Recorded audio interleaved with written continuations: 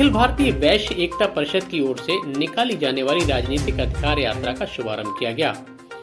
मैनपुरी में यात्रा और सम्मेलन नगर के कृषि मैदान में किया गया, जिसमें उत्तर प्रदेश सरकार के मंत्री महेश गुप्ता मुख्य अतिथि की भूमिका में मौजूद रहे। कहा कि आने वाले 2022 विधानसभा चुनाव में अपनी बड़ी भागीदारी का दावा पेश करने वाली वैश्य एकता परिषद बीते कई दिनों से राजनीतिक अधिकार यात्रा की तैयारी कर रही थी, जिसका शुभारंभ 5 दिसंबर के दिन किया गया है। शुभारंभ से पूर्व नगर के कृषि मैदान में भव्य सम्मेलन का आयोजन भी किया गया। आप इन तस्वीरों में देख सकते हैं कि किस तरीके से कृषि मैदान में पूरी तैयारियों के साथ सम्मेलन आयोजित किया जा रहा है। सम्मेलन में उत्तर प्रदेश सरकार के मंत्री महेश गुप्ता मुख्य अतिथि के रूप में मौजूद रहे, जिनका स्वागत व सम्मान वैश्य एकता परिषद के राष्ट्रीय अध्यक्ष सुमंत गुप्ता और अन्य पदाधिकारियों द्वारा बड़ी गर्मजोशी के साथ किया गया। जिसके बाद यहां सम्मेलन की शुरुआत की गई। सम्मेलन का मुख्य एजेंडा आने वाले विधानसभा चुनाव में वैश्य लोगों की भागीदारी और हिस्सेदारी के प्रति वैश्य लोगों को जागरूक करना बताया गया है। यह सम्मेलन देर शाम तक जारी रहा, जिसमें परिषद के आह्वान पर सैकड़ों की संख्या में महिलाओं और पुरुषों ने यहां पहुंचकर सम्मेलन की शोभा बढ़ाने का काम किया है। सम्मेलन में बोलते हुए परिषद के राष्ट्रीय अध्यक्ष ने वैश्य लोगों में जहां जोश भरने का काम किया, वहीं आने वाले विधानसभा चुनाव में पूरी हिस्सेदारी के साथ जागरूक करने का काम भी किया है। कार्यक्रम में मुख्य अतिथि की भूमिका में पहुंचे उत्तर प्रदेश सरकार के मंत्री महेश गुप्ता ने क्या कुछ बताया, आइए सुनाते हैं उन्हीं की जुबानी। मैनपुरी से देवेंद्र कुमार की रिपोर्ट।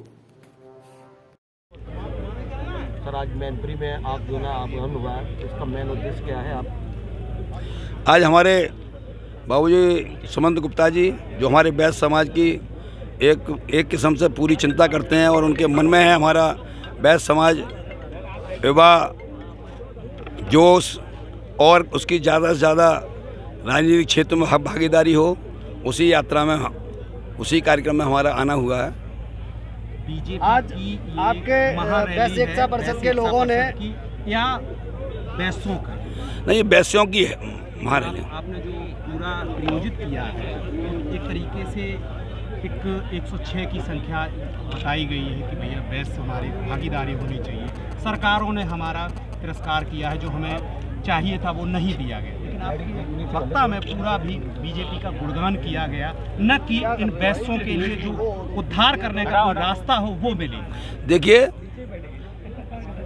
वैश्य समाज की चिंता भारतीय जनता पार्टी करती है। समाजवादी पार्टी की जब सरकार थी तो हमारे वैश्य समाज के साथ पूरी तरह से लूट खसोट और उनके बच्चों के अपहरण और पूरी गुंडागर्दी होती थी। तो मैं कह सकता हूँ आज भारतीय जनता पार्टी के ज़माने में हमारा वैश्य समाज बिल्कुल सुरक्षित है, उसे कोई कष्ट नहीं। आज किसी की हिम्मत नहीं है हमारे वैश्य समाज के या व्यापारी समाज पर कोई भी कुछ कर सके। तो मैं ये कहता हूँ, अभी मंच के माध्यम से वैश्य एकता परिषद के पदाधिकारी कह रहे थे कि अगर वैश्य समाज से कोई डिप्टी सीएम नहीं बना तो हम भी ब्राह्मणों की तरह अपनी ताकत को दिखाएंगे। इस पर क्या कहते हैं आप? ये हर एक का अपना व्यक्तिगत विचार होता है, लेकिन हम तो केवल कह सकते हैं कुछ हमें पार्टी बनाए ना बनाए, लेकिन आज वैश्य समाज में जो हमारा जिस तरह से भारतीय जनता पार्टी में सुरक्षित है और एक से एक ऊंचे माफिया, बताइए मुख्तार अंसारी किसको परेशान करते थे, विकास दुबे किन को परेशान करते थे, ये अतीक अहमद किन को परेशान करते थे। ये पहले हम रात को सोते थे तो रात को सोते थे ये डर लगता था कि चूँकि हमारा प्लाट था तो हमको ये डर लगता था कोई हमारे प्लाट पर कब्जा ना कर ले, और आज हम बेफिक्र सोते हैं, किसी की हिम्मत नहीं हमारे प्लाट पर कब्जा कर ले या कुछ तरह से कर ले। तो हम मैं कह सकता हूँ कि आज सब लोग एक अच्छे रूप में वैश्य समाज रह रहे हैं। अगर भाजपा ने वैश्य एकता परिषद के लोगों को टिकटें नहीं दी तो क्या इस बार हराने का काम भी करेंगे? अरे आज देखिए हमारे 22-23 MLA।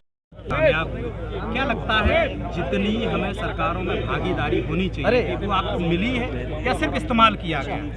अखिल भारतीय वैश्य एकता परिषद द्वारा राजनीतिक अधिकार यात्रा लक्ष्य 2022 आज से प्रारंभ हो रही है, जो उत्तर प्रदेश के विभिन्न कोने से जाएगी।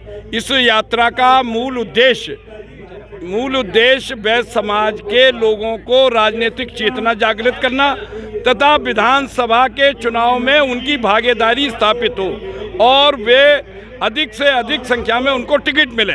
403 विधानसभा क्षेत्रों में से 106 विधानसभा क्षेत्र वैश्य बहुल्य हैं। हम लोगों की मांग है कि उन स्थानों पर वैश्य समाज के बंधुओं को टिकट मिले। सबसे बड़े आश्चर्य की बात तो ये है कि पूरे आगरा मंडल, पूरे अलीगढ़ मंडल में मात्र 3 विधायक, आपके इटावा, औरैया, शाहजहांपुर, फरकाबाद, कन्नौज, आपके कानपुर देहात में एक भी बैस समाज का विधायक नहीं है। इस भावनाओं को दृष्टिगत रखते हुए हमारा दबाव है भारतीय जनता पार्टी पर, कथन भी है कि हमारे लोगों को टिकट दीजिए जिससे आने वाले कल में उनकी हिस्सेदारी और भागीदारी स्थापित हो सके। नहीं, हम तो पहले से ये बात उठा रहे हैं। छोटा सा सवाल, आपको वैसे समाज में मिनी गांधी भी कहा जाता है, तो क्या मिनी गांधी जीवन भर गांधी बने रहेंगे या क्रांतिकारी रूप में आकर अपने लिए भी कुछ करेंगे? भारतीय जनता पार्टी के लिए लगातार काम कर रहे हो, आपके लिए कुछ नहीं सौंपा, तमाम लोगों को राज्यसभा भेजा गया, MLC भी बनाया गया, आप लगातार भाजपा के लिए काम कर रहे हो, आपके लिए कुछ नहीं भाजपा ने सोचा, आप कुछ कहना चाहेंगे इस पर? नहीं, वो तो हम उनको धन्यवाद और आभार, हम उस लाइन में नहीं खड़े हैं कि जिसमें हमें कुछ मिले। हम जब मांगना ही नहीं चाहते, हम तो समाज की कौम के लिए काम कर रहे हैं ना, हम तो पूरे कौम और समाज के लिए टिकट की हिस्सेदारी और भागीदारी मांग रहे हैं। जब हम ही आप कहलवा रहे हैं, आपके लिए भाजपा नहीं, अगर हम ही अपने लिए मांगने लग जाएंगे तो 106 सीटों की मांग कौन करेगा? फिर तो इसलिए किसी न किसी को तो आहुति देनी पड़ती है। तो इसलिए हम लोगों ने निश्चय किया है कि जन जागरण, जन चेतना पैदा करके बैस समाज की हिस्सेदारी और भागीदारी स्थापित की जाए। और इसलिए भी ज़रूरी है, कोई MLC नहीं, कोई MLA नहीं, चेयरमैन में भी तमाम दिक्कतें और कठिनाइयाँ हैं, रिजर्वेशन लागू है, तो हम कहाँ जाएंगे? एक सांसद नहीं है, आप पूरे उत्तर प्रदेश में मात्र एक सांसद, ये आक्रोश है। MLC तो हमारे नहीं, चेयरमैन की संख्या दिन पर दिन घटती जा रही, उत्पीड़न शोषण हमारा तो हो गई। इसलिए हम लोगों ने निश्चय किया है कि राजनीतिक अधिकार यात्रा लक्ष्य 2022 निकालकर दबाव बनाया जाए, हमें भी राजनीतिक हिस्सेदारी और भागीदारी दी जाए।